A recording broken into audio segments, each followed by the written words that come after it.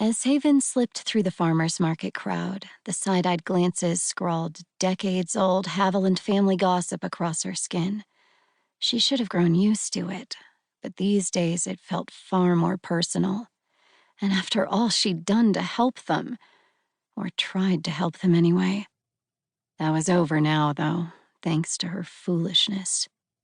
Just like her mother, Mrs. Vermillion whispered, loud enough to reach Haven's ears. All those Haviland kids are, in one way or another. Sandy Hugh, her mother's one-time best friend, tisked and shook her head. Their poor father. Haven fidgeted with the neckline of her blouse. Despite the heat, she tugged it up to her clavicle. Don't mind them, Haven. They only think they know our family.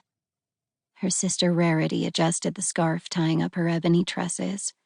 With her capris and halter top, today's look made her appear as an extra on a 60s teen beach movie.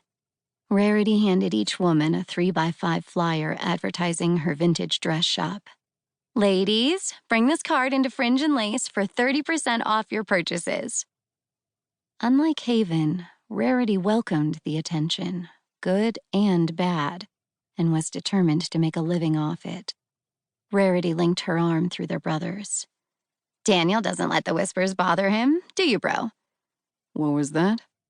Daniel kept his eyes laser-focused on a petite blonde selling honey from a tent directly beneath the grossly outdated "Welcome to Whisper Canyon, arrive a stranger, stay a friend" sign.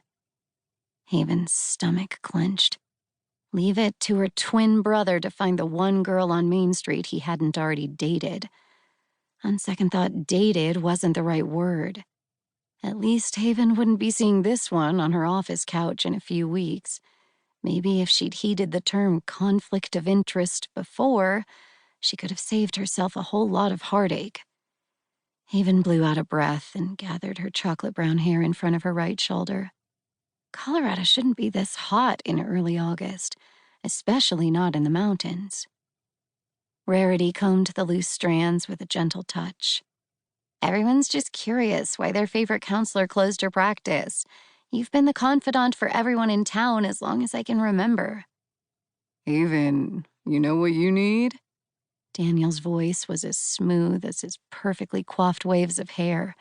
Her brother was too good-looking for his own good. A date. One nice, forget-your-troubles good time with a guy you'll never lay eyes on again.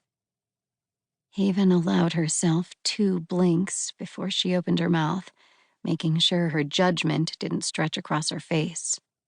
A man is the last thing I need right now. And your advice stinks worse than your cologne. Rarity turned her focus back to Haven. You can talk to me, you know.